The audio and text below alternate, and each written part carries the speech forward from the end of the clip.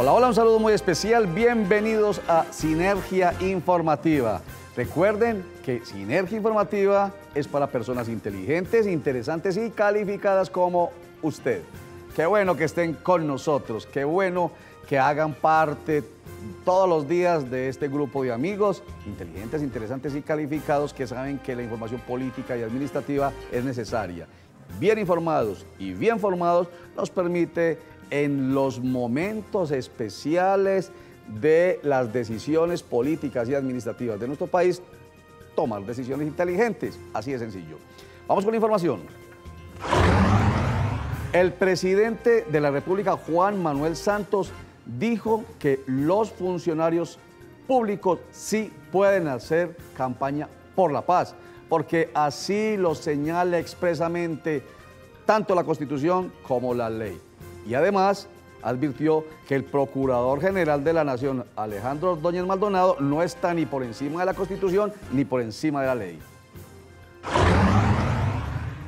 La Sala Plena de la Corte Constitucional rechazó las pretensiones de una demanda que buscaba ampliar la ley antidiscriminación, la cual buscaba que se sancionara a aquellas personas que estaban también generando violencia y actos discriminatorios contra personas en razón de la diversidad de género.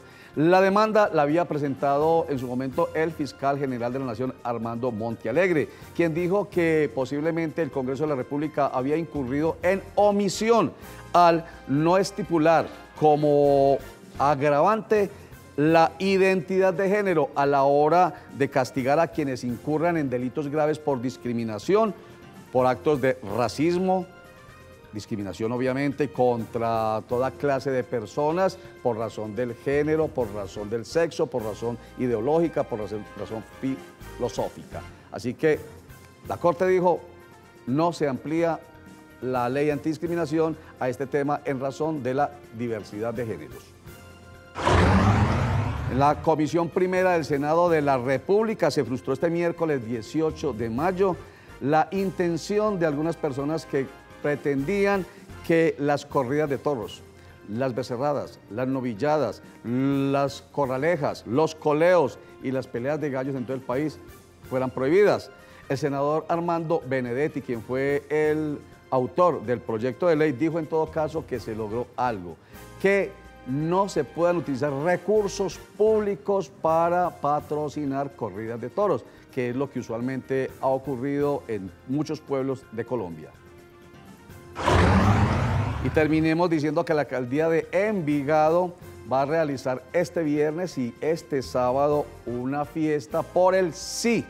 ¿De qué se trata? Una actividad institucional y cultural mediante la cual se busca que los envigadeños vayan entrando en calor para la consulta popular que se llevará a cabo el próximo 10 de julio. Consulta popular en la que los habitantes de este municipio del sur del Valle de Aburrá habrán de decidir si Envigado hace parte del área metropolitana o no hace parte del área metropolitana. Esta es Sinergia Informativa para personas inteligentes, interesantes y calificadas como usted y como nuestro invitado, Ramón Emilio Perea Lemos. Él hace parte de la Dirección de Etnias de la Alcaldía de Medellín. Ramón, bienvenido a Sinergia Informativa. Muy buenas tardes, muchas gracias por la invitación. Para nosotros, comunidad etnia, es muy importante poder acompañar este espacio y poderles contar de las acciones que estamos desarrollando desde la Alcaldía de Medellín para los grupos poblacionales y en este caso es... Particularmente los afrodescendientes. Sí, señor. Empiezo preguntando lo siguiente, ¿a ustedes le chocan que les digan negros? Pues, digamos, el término negro fue una categoría que utilizó el europeo para cosificar a los seres humanos, a los descendientes de esclavizados y convertirlos en cosa. Por eso, digamos, este término no es adecuado para referirse a una persona afrodescendiente. Ya, entonces, bueno, entonces no les gusta que les digan negros. No debe ser porque quedan, digamos, él dice la palabra cosificados. De manera muy sencilla es señalados como cosas, es lo que yo le entendí. Y si les dicen personas de color. Bueno, es importante entender que la piel, digamos, que nosotros tenemos no es un color. Esa es una manera también no adecuada, digamos, de llamar a las personas afrodescendientes, yo creo que lo más pertinente es llamarlas, digamos, por su nombre. Si no las conocemos por su nombre, llamarlos señor, señora, joven, es una forma como se llama o se denomina a otras personas, ¿no? Entonces, consideramos que no es pertinente llamar a los seres humanos por su color de piel, porque nos encontramos que a las personas mestizas, digamos, es importante aclarar porque en Colombia no existen personas blancas, no las llaman como Ramón, personas blancas. Mejor dicho, ni blancos, ni negros, ni de color, ni mestizos, ni indios, personas. Sí, consideramos que... Y afrodescendientes, para que quede de manera genérica, para que los que vayan quedando en claro, que la idea es hacer pedagogía, ¿no? Afrodescendientes es, digamos, el término genérico cuando se refiere a uno a personas, entonces lo que dice ahí, a personas... Del grupo, de este grupo étnico. Del grupo étnico... Afrodescendiente. Afrodescendiente. Afrodescendientes ya se les llama a personas que son del grupo étnico afrodescendiente. Bueno, me queda difícil, pero no importa. Tenemos que aprender, ¿sabes? Es un tema cultural. Pues imagínense, más de 500 años de descubrimiento, luego muchísimos años de esclavitud y apenas hace 265 años. 165 años. Muy poquito tiempo. Hace apenas 165 años se decretó que ya no había esclavitud en nuestro país. Unos mensajes y ya retornamos con más Sinergia Informativa.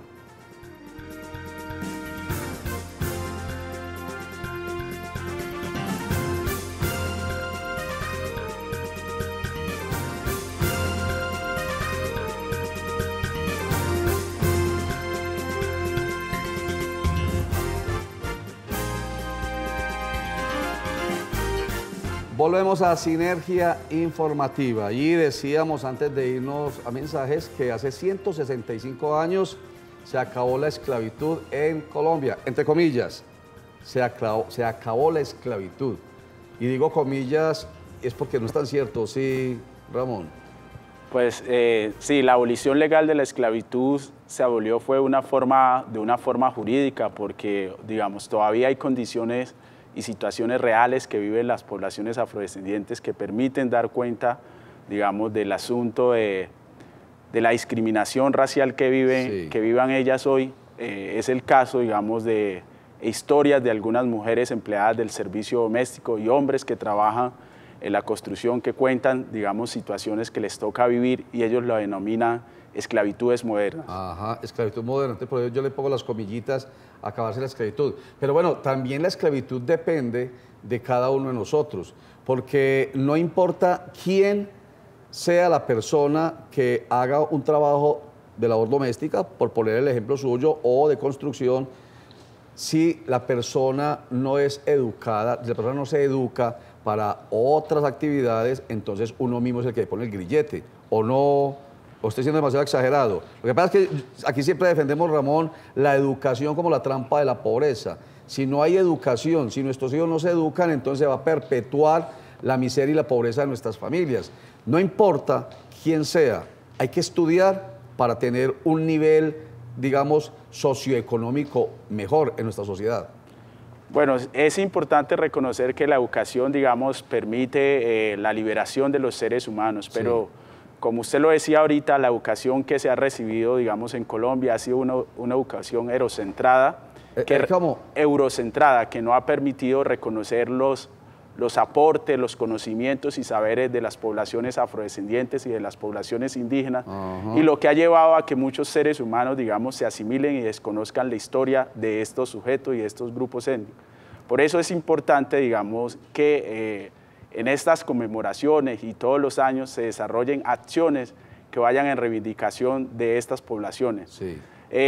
Hay varias investigaciones, digamos, la Universidad de los Andes hizo una investigación y da cuenta sobre el racismo estructural que viven estas poblaciones, también la caracterización socioeconómica y muestra esas desigualdades históricas que hay entre estos grupos.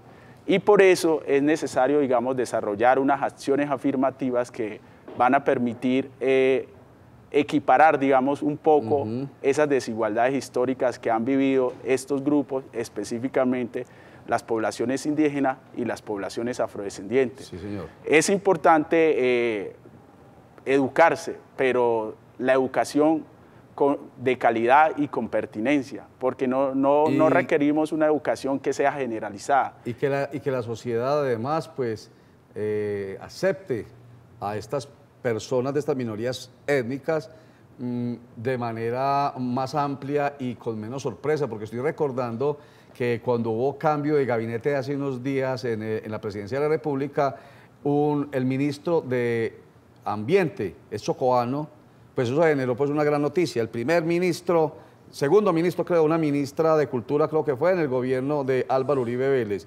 ministro de Vivienda también del Chocó, en el gobierno de Juan Manuel Santos. Y la gran noticia, pues ese fue el gran hecho novedoso de este país, 165 años después de que se abolió la esclavitud y de que estamos hablando de libertades y no discriminación. Bueno, tendríamos que llegar a un momento dado, digamos, que esto no suceda, es decir, que una persona afrodescendiente ocupe un cargo directivo y a la sociedad colombiana no le parezca o no le llame, digamos, la atención. Sí. Y siendo, digamos, como un poco crítico, realmente estos dos cargos directivos que han ocupado estas personas afrodescendientes, y con eso no quiero decir que no son cualificadas, digamos, que son personas que han estudiado mucho, pero esto se da por una exigencia básicamente que hace el país de Estados Unidos, en este caso, y que tiene que ver con el posconflicto. En el anterior gobierno tuvo que ver con la firma del Tratado de Libre Comercio para que, digamos, se pudiera dar, era una pregunta, digamos, que le hacía a Estados Unidos y que le hizo el Black Caucus, digamos, los congresistas estadounidenses afroamericanos, que por qué en los cargos directivos de los altos ministerios no había personas afrodescendientes. Es importante, digamos, entender también el trasfondo, por qué se dan este tipo de situaciones y esto se debe a presiones, digamos, de otros países. O sea, que no hay tal conciencia, diría yo, de acuerdo con lo que usted está planteando, Ramón Emilio Perea Lemos, quien hace parte de la Dirección de Etnias de la Alcaldía de Medellín. No es una decisión absolutamente consciente y libre, sino que es por presiones, como dice usted, por presiones de Estados Unidos en este caso para el nombramiento de ministros afrodescendientes en los gabinetes presidenciales. Y pasa lo mismo con las mujeres. No es que haya tal conciencia. Hay una ley que es la ley de cuotas que exige que el 30% de las mujeres hagan parte de los funcionarios públicos o de los candidatos a corporaciones públicas. Imagínense ustedes, si no fuera así, pues sería menos la cantidad de mujeres que participarían. Entonces, lo que debemos pensar como inteligentes, interesantes y calificados que somos es que estas decisiones no discriminatorias deben ser tomadas más a conciencia y menos por presiones externas. Estamos hablando de este tema porque este 21 de mayo se celebra esa fecha importante, la de los 165 años a que se abolió la esclavitud en nuestro país. Vamos a hacer un paréntesis para presentarle una nota en la que algunos concejales, entre ellos Jesús Aníbal Echeverri del partido de la U y Ricardo Yepes de Cambio Radical, nos hablan sobre la solicitud que ha hecho el alcalde Federico Gutiérrez de facultades extraordinarias por 6 meses para entrar a modificar el fondo Medellín para la vida. Este fondo es utilizar la plata de la fusión de UNE y Millicom, que son 1.4 billones de pesos. ¿Qué dicen los concejales? El alcalde tiene que hacer es que, eso está en manos del alcalde anterior, que es el doctor Aníbal Gaviria. ¿Qué tiene que hacer el Consejo de la Ciudad de Medellín? Darle las facultades a él, pero no va a cambiar nada. No es que el alcalde vaya a decir, entonces, como yo tengo la facultad de esto, voy a parar Parques del Río, no voy a hacer las ciudadelas estudiantiles y de educación superior. No, el proyecto queda con la finalidad con que fue determinado el fondo. Es bien importante, pero también es de mucho cuidado, porque yo lo voy a decir como le gustaría escucharlo a un ciudadano, como me gustaría escucharlo a Ricardo Yepes. Esas facultades son un cheque al portador. Entonces, yo pienso que es una medida importante, pero de mucho cuidado. Entonces, yo pensaría que antes de hacer esa aprobación hay que entrar a revisar hasta dónde llegaría, marcarle límites a eso. Si eso no tiene unos límites, es muy complejo dar una facultad frente a este tema. Es una decisión política bien importante que deben tomar los 21 concejales de Medellín. Dice Ricardo Yepes, concejal por Cambio Radical, que sería entregarle un cheque en blanco al alcalde. Pero todavía no tenemos toda la claridad. Yo creo que ni los concejales, de acuerdo con lo que nos dijo nuestra periodista de Cosmovisión Noticias, Liliana Castaño, que muchos concejales ni siquiera tienen en claro de qué se trata. Facultades extraordinarias por 6 meses, pedidas por el alcalde Federico Gutiérrez para modificar el Fondo Medellín por la Vida. Todavía falta información al respecto, no nos adelantemos.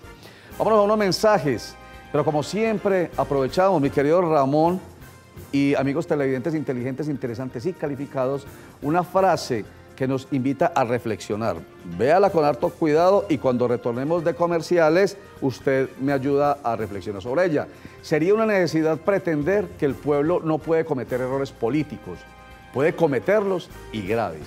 El pueblo lo sabe y paga las consecuencias, pero comparados con los errores que han sido cometidos por cualquier género de autocracia, estos otros carecen de importancia.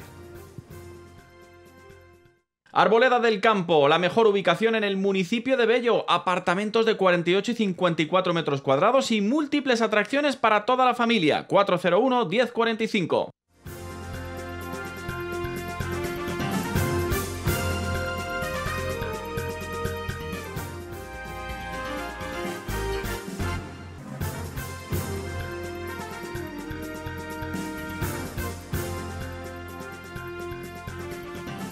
Retornamos a Sinergia Informativa y regresamos con nuestra frase para la reflexión. Vamos a verla. Ramón, usted me va a hacer un comentario al respecto. Sería una necedad pretender que el pueblo no puede cometer errores políticos. Puede cometerlos y graves. El pueblo lo sabe y paga las consecuencias, pero comparados con los errores que han sido cometidos por cualquier género de autocracia, estos otros carecen de importancia. Ramón. Bueno, yo creo que básicamente lo que nos convoca hoy es eso nos invita, digamos, esta frase nos invita, digamos, un poco a reconocer y a valorar, digamos, lo que hemos desconocido por mucho tiempo, la historia y las responsabilidades que han tenido las poblaciones afrodescendientes y las poblaciones indígenas en la construcción de nuestro país. Es importante, digamos, que empecemos a autorreflexionar sobre qué tan consciente hemos sido de excluir o discriminar racialmente estos pueblos y empecemos a interiorizar que debemos tener muy en cuenta como a estas poblaciones desde su construcción que han tenido. Y para el caso de Antioquia, digamos, estas poblaciones han estado aquí en Antioquia desde el siglo XVI contribuyendo. Es importante que de la educación y desde otros espacios realmente tengamos en cuenta esos aportes. Perfecto. Y hoy que estamos hablando de la Colombia hispánica y prehispánica, que es a lo que nos convoca lo que estamos mencionando sobre la esclavitud, el descubrimiento, la colonización, una buena noticia que tiene que ver con, repito, nuestra historia prehispánica, y es que en Itagüí acaban de descubrir, Ramón, acaban de descubrir unas vasijas que datan de 2000 años atrás. Y pues obviamente es el principio de otro capítulo que nosotros podemos empezar ya a visualizar sobre nuestra historia prehispánica. Vean esta nota. El estado de conservación de las vasijas se debe justamente al tipo de enterramiento. El hecho de que el enterramiento sea en una estructura vertical con un recubrimiento de una piedra en superficie, pues posibilitó que con el paso del tiempo la tierra y la actividad biológica no afectaran la integridad física de las vasijas que son construidas en barro. Entonces por eso tenemos en este momento pues dos piezas muy bonitas, dos urnas funerarias, una de ellas actuaba como tapa de la otra, en la que muy probablemente tenemos depositados restos humanos cremados, como también es posible que se trate de una ofrenda o un pagamento a la tierra donde haya restos de comida o semillas. Ya eso se determinará posteriormente en la etapa de laboratorio. Qué bonito, pero a veces se vuelve simbólico porque precisamente en el día anterior los indígenas en Verá estaban protestando porque quisieran volver a sus lugares de origen y no tienen cómo, el Estado no les ayuda. Y además protestando porque no están incluidos integralmente en el plan de desarrollo. de Medellín. ¿Cómo están ustedes, los afrodescendientes, en el plan de desarrollo de Medellín? Ramón. Pues hoy, digamos, esta administración ha hecho un gran esfuerzo, digamos, por reconocer a estas poblaciones. Sabemos que es un ejercicio arduo y que requiere mucho tiempo porque esa deuda histórica que hay frente a estas poblaciones no se va a solucionar en 4 años, digamos. Estos 165 años requieren, digamos, de muchas acciones, pero hoy, digamos, se ha logrado tener para el cuatrienio, que es un avance, porque hay que reconocer, digamos. ¿Qué se ha logrado tener?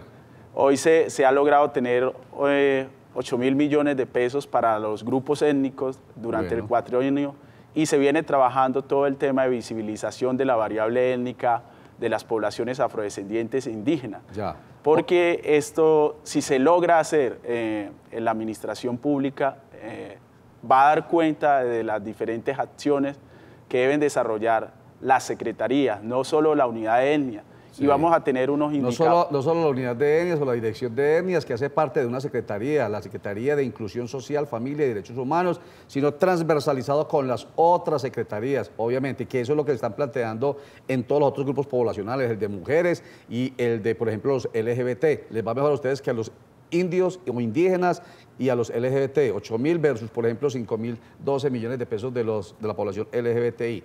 Pero bueno, ahí está. Venga, ¿cuántos son ustedes los afrodescendientes en Medellín? Bueno, de acuerdo a la caracterización socioeconómica desarrollada por la Alcaldía de Medellín, desde Secretaría de Cultura y Convivamos, y la Corporación Convivamos, somos 236.000 personas afrodescendientes en la ciudad de Medellín que vienen desarrollando y aportándole a la ciudad. Ajá, 236.000 personas. De 9.037.000 personas aproximadamente de población afrodescendiente que hay en Colombia, más o menos el 20.05% de toda la población. Ley 1482 de 2011, es la ley antidiscriminación, pero todavía no ha habido, digamos, una sanción contra alguien que haya violentado esta ley. Conocen ustedes esa ley, me imagino, y obviamente la están cacareando para que en cualquier momento que se vulneren sus derechos se aplique esta ley. Sí, pues se han desarrollado algunas acciones, digamos, y hay un grupo de investigación, África en la Escuela, que viene impartiendo información, desarrollando investigaciones, encuentros. Hace más de 10 años viene desarrollando encuentros que permiten dar en cuenta, digamos, los conocimientos y saberes que han tenido las poblaciones afrodescendientes, pero además también cómo viven los niños y las niñas en la escuela, qué situaciones les toca vivir, y desde ahí se ha venido haciendo toda una pedagogía para que el racismo, digamos, en la escuela empiece a acabarse y a disminuirse, y los niños y las niñas no les toque vivir las consecuencias de este flagelo tan grande. Pero existe entonces una ley, la 1482 de 2011, la cual aplaudimos, pero que hay que hacerla efectiva con denuncias en el momento oportuno y con pruebas, cuando allá en la escuela, cuando allá en el trabajo, cuando allá en la calle o en la discoteca se discrimine por razones del color de la piel. Suena feo porque a ellos no les gusta, pero para que entendamos, porque son afrodescendientes. Y recordamos que en esta ley, como lo dije al principio, la Sala Plena de la Corte Constitucional no admitió que la ley antidiscriminación tuviera en cuenta la discriminación por razones de género. Ramón Emilio Perea Lemos, quien hace parte de la Dirección de Etnias de la Alcaldía de Medellín, muchas gracias por estar con nosotros en Sinergia Informativa. Muchas gracias a ustedes por abrir este espacio para la unidad etnia de la Alcaldía de Medellín, y los queremos invitar. Hoy a las 5 de la tarde tenemos un conversatorio sobre la realidad de las mujeres afrodescendientes en el Centro Cultural Moravia. Les recordamos que este es un espacio abierto para todas las personas de Medellín, no es solo para las poblaciones afrocolombianas. Esperamos que nos puedan acompañar. No, pues qué tal que invitaran solamente a las personas afrodescendientes. Ahí estarían ustedes protagonizando la discriminación, la falta de inclusión, porque de lo que se busca es que haya inclusión en la que todos hagamos parte por igual. A Ramón Emilio Perea Lemos, mil gracias por estar con nosotros. A ustedes, mil gracias. Recuerden que Cosmovisión Noticias empieza a las 8 de la noche con Juan Carlos Sierra ahí, muy dispuesto a llevarle la información pertinente y conducente, la que le sirve. Y a las 8:30 estarán ustedes con Nos Cogió la Noche.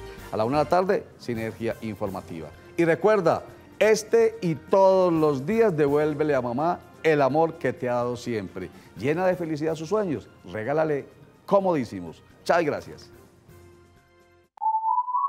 ¿Y usted cómo durmió anoche? Comodísimo. Colchones comodísimos para dormir profundamente.